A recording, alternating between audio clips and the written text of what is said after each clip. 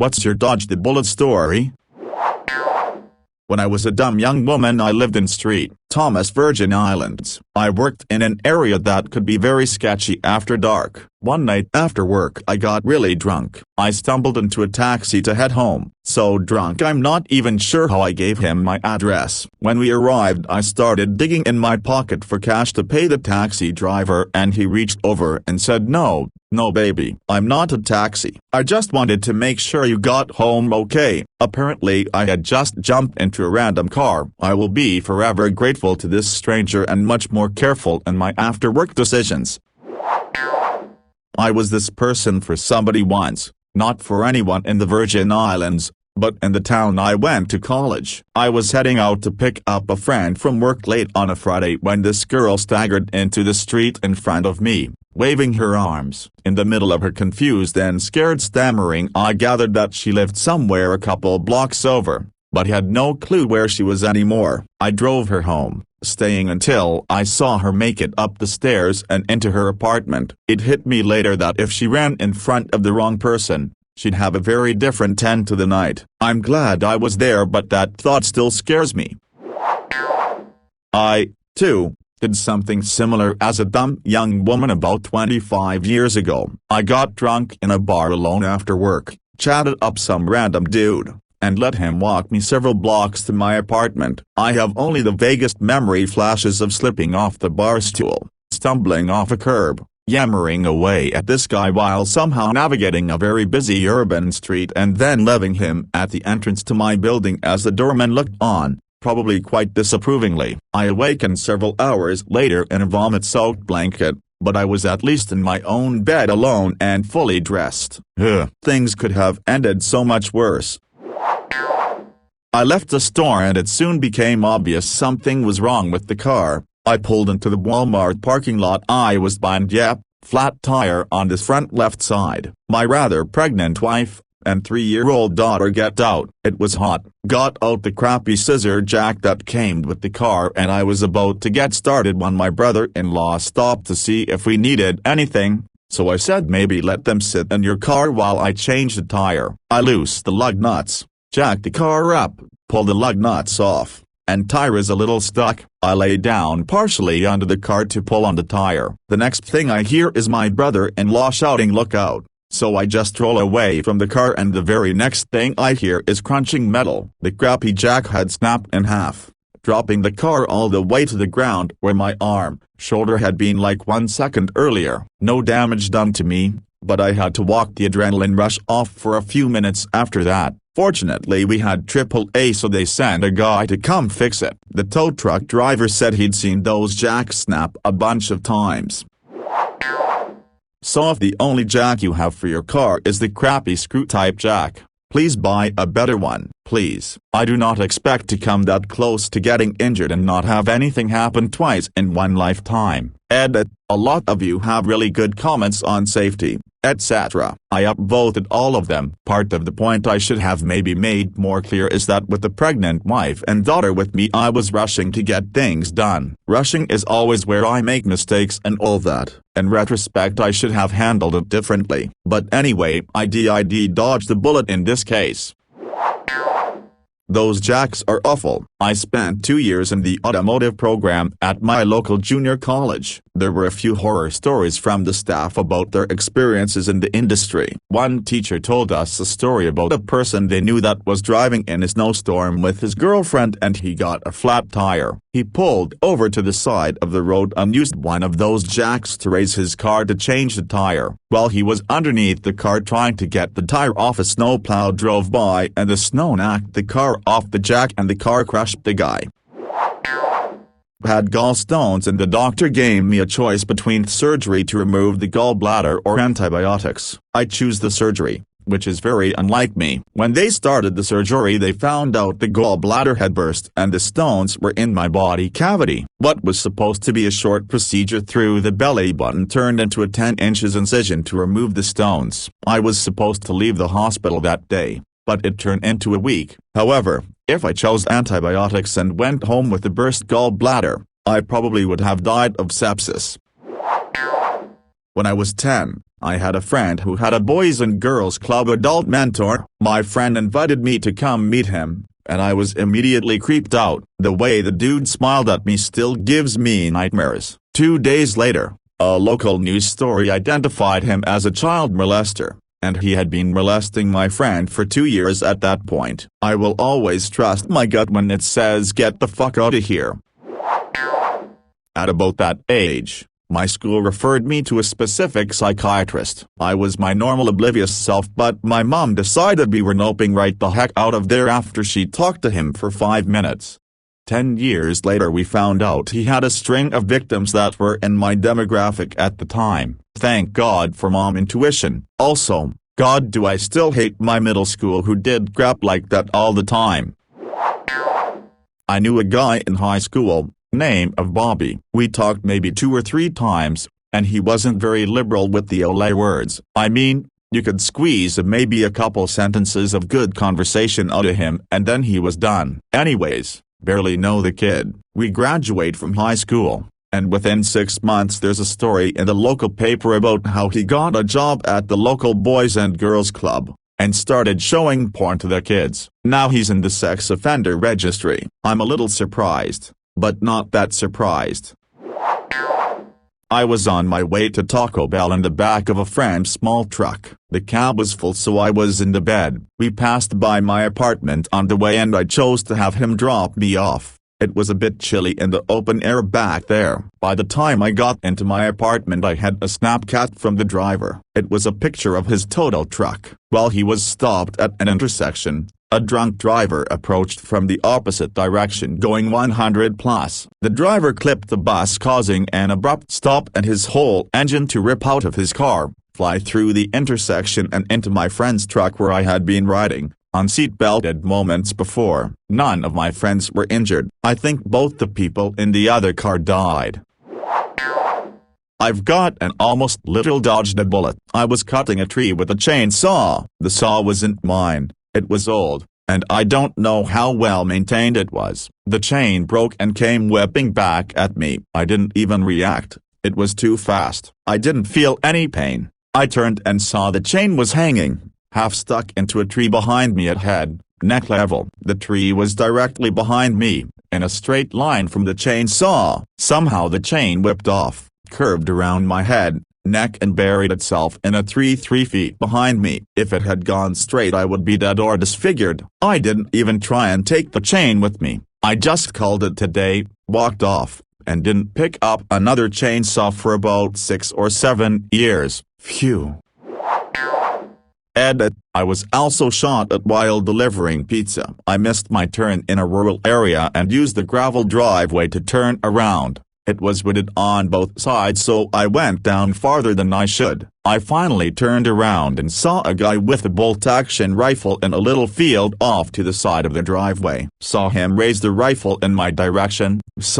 Heard him shoot. Never heard the bullet pass, and it didn't hit my car, so I think he was just trying to scare me. It worked. I peeled out, flinging gravel, and made it back to the road. Because of our positions, this asshole shot back towards the road, maybe 200 yards, and there were houses on the other side of the road. It was wooded, but that's not a shot I would have ever taken, beyond the obvious reasons. Mine is pretty similar with the chainsaw I used to trim trees. Once I had dropped a bunch of branches to the ground and some were pretty decent sized and the ground crew had not got to them. I would usually come down, fire up the saw and cut them down to smaller, more manageable size. On the day it happened, for some reason I ran back to the truck and put on my chaps. First cut I made, the saw kicked out and laid against the inside of my left thigh. If I had not put of the chaps that day I probably would have bled to death long before anything could have been done. Left me with the bruise from right at my knee to just about my balls. Me and my girlfriend at the time were traveling from New Zealand to my family back home in Sweden. We both decided to spend a bit more money to fly back to NZ through Paris instead of Amsterdam, just because we wanted to see the Eiffel Tower. It cost us maybe an extra $50 and we got to see it on the landing and then take off, but never actually set foot in Paris proper because we were poor students. When we landed in Auckland, New Zealand, jet-lagged to shit. We turn on our phones and notice that we have about 50 missed calls from our travel agent, which was odd. When we call her, she sounds super relieved and out of breath. She tells us the flight she originally suggested to us, the one from Amsterdam to Kuala Lumpur, was shot down over Ukraine. My brain couldn't process that information at the time, but once I woke up the next day it hit me like a ton of bricks. $50 made the difference between seeing the big steel thingy that has so many photos of it and being sent to Sweden in body bags piece by piece. Sometimes the absurdity of my existence comes over me, and this story always gives me goosebumps. One hell of a story to tell over beers, though. I was dating a girl for a while, and despite living and working on the opposite side of town, she'd always be near this one neighborhood coffee shop that I frequented, so I'd randomly run into her there and ask what brought her to that neck of the woods. She's usually reply grabbing some coffee, or I had a hunch she'd be here and wanted to say hi. One day she up and moves out of the state with zero warning, and tells me that we aren't dating anymore. I was confused, but it was casual, so while it sucked I just thought, oh, she probably had some family emergency or something and didn't want to tell me. A few weeks later on her Snapchat I see that she's just making absolute stacks in San Diego, and is always wearing the same uniform in these pictures. I was a bit confused but didn't think much of it. I started dating this other chick who frequented the aforementioned coffee shop, and after a month or two of dating, the first chick comes back and starts hanging out with her a bunch around the same neighborhood the coffee shop was in. A week later, both of them are moving to San Diego, and want me to come with them, live with them, and work where they work. Something just felt extremely fishy, so I said no, and off they went. Eventually a picture got posted with both of them in it, in front of a very strange but very instantly familiar building, the HQ of the Church of Scientology. The reason the original chick was always in that neighborhood is because kitty corner from the coffee shop was the local chapter of the Church of Scientology. She got pretty ingrained in the church, and moved to San Diego to work for them, then came back to recruit gullible people to come back with her. And that's the story of how I lost 2 girlfriends to the Church of Scientology, and was none the wiser. Definitely glad I dodged that bullet. What if this is your curse? What if they just keep coming back to collect the people date with to indoctrinate them? Eventually you'll be sitting at a nice restaurant on a romantic evening and a flurry of your exes will burst through the door to convert your date to the good word of Zen. But even when your ex leaves the table to go to San Diego with them, you know you will see her again. After all, you always do. I stayed out of the house overnight while in high school. My dad was pissed off and told me that I better be home that night. I didn't listen and instead stayed at a friend's house with my girlfriend. At around 2 a.m. a kid from high school drove a Denali into my house. It ran directly into my room and destroyed my room, bed and anything else around. He was estimated to be going around 60 miles per hour. My dad is blind and thought that I may have been in the room. He was searching for me frantically, my mother said. I remember getting a ton of phone calls from home knowing that I was going to get into trouble for staying out against my parents' wish. The next day when my GF dropped me off at home, I found a massive wood board and tarp covering my room. I would definitely not be here today if I had stayed home that night. Best case scenario, I'd be a paraplegic. I guess sometimes it does pay to not listen to your parents. I actually have a similar story, except I was there. My house has a T intersection directly in front of it. The single street is aimed at my room. I was sleeping and heard a big-ass boom. Went outside to look and see a car that slammed into my house. It had just barely hit the corner of my house with the corner of the car, which kept it from basically entering my room. My room was half underground and my bed is up against that wall in the same corner of the room. The car was basically like 10 inches from being on top of me. A young 16-year-old girl was driving, father in the passenger seat. Talked to him and she is mentally handicapped and this was her very first time driving. She put the gas to the floor instead of the brake and barreled over the curb, through my bushes and into my house. Had she moved to the right maybe 10-20 inches, that car could have been on top of me since it's half underground. Literally almost crushed by a car. while sleeping in my bed, in my house. I was pulling brush for a very shady tree trimming company in high school during the summer. Well, they were up in the tree cutting and gave me and another guy the okay to pull the brush out. A huge half-cut limb gave way while I was under the tree. I just happened to look up and dove at the right time. If I hadn't had looked up at that exact time, the limb would have crushed me and killed me for sure. It was my last day working with those particular degenerates. I'd planned on doing some grocery shopping one afternoon after running other errands in the morning. By the time I got done with my morning errands, the weather looked quite gloomy, so I decided to leave the groceries for another day. Just as I got home, I got frantic texts from a friend of mine asking if I'm okay and to respond immediately. Apparently around the time I decided last minute to forego shopping, someone opened fire at that exact grocery store I planned on going to. If I remember correctly, fortunately nobody got hurt and the shooter got apprehended quite quickly. Same thing happened to me in the Boulder shooting. I live next door to the King Soopers. I had just gotten back to Boulder after taking a few days to enjoy Silverthorne. While there, I got a photo of this fox that I had been trying to get for years. It was a super elaborate shoot that needed a fair bit of post-processing, and I keep my editing computer at my studio. I ran home to get cleaned up and was going to go get some lunch at King Soopers, as I did just about every day, but was way too excited to put this photo together, so I just headed straight to the office instead. I get there and a colleague was like, "Oh shit. There is a shooting going on at King Soopers. 10 dead." That photo holds a lot of significance to me now. Edit. Here is the picture for those asking. This is a story of my almost being murdered by a now convicted murderer. Back around 2007, I wanted to learn to scuba dive. I signed up at my local dive shop in Spokane. Having never done a course like this before, I really wasn't sure what to expect. Everyone was super chill, including the instructors. I knew scuba was kind of dangerous, so maybe these guys were just trying to keep people calm and focused by being kind of pranksters. We go through the entire course over several weeks and schedule our open water dive in the Hood Canal during spring. We're talking 40 degrees outside and water that's around 38 degrees. First big clue something wasn't right is they gave me a wetsuit that was way too big. They knew it was too big, laughed about it being too big, but gave it to me anyway. For those that don't know, wetsuits only work correctly when they are directly connected to your skin. Any gap eliminates the benefits. Little side detail. One of the dive cons was a cute little blonde girl that had gotten a little flirty with me. I didn't think this was going to cause issues since the dive master instructor was a married man. More on this later.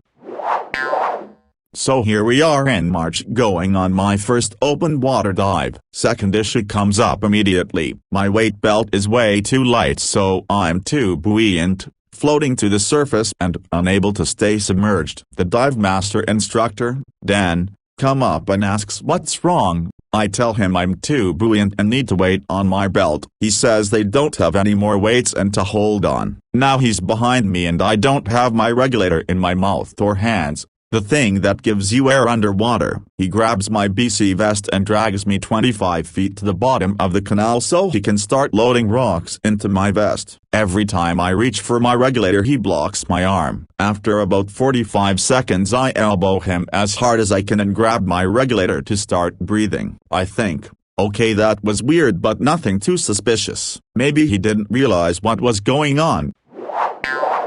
We continue the dive and catch up to the group. Now the water is super murky where you can maybe see 10 feet in front of you and it's fucking freezing. My wetsuit, as mentioned before, does not fit, so I'm literally fighting hypothermia while trying to keep up with the group. Third super big red flag I didn't realize at the time. We are 110 feet deep. The max depth we are supposed to be at is 60. At 110 you have to do calculations to make sure you stay at specific depths for a specific amount of time in order to not have nitrogen build up and potentially kill you. After a few minutes we begin to head back up and only stop at 10 for a few minutes to help clear out the nitrogen. We finally make it out and I'm happy to be alive because I was literally freezing my testicles off.